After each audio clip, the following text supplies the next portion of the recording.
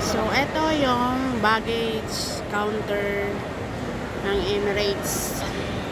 Ang flight namin is 2 o'clock, pero ayan, ang haba pa ng pila. The line still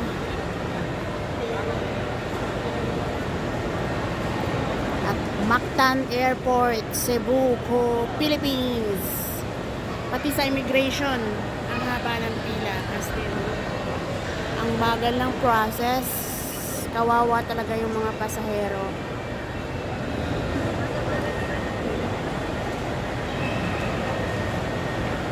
Ewan ko kung anong oras kami matatapos dito. So delay na naman ulit yung 2 o'clock na flight namin.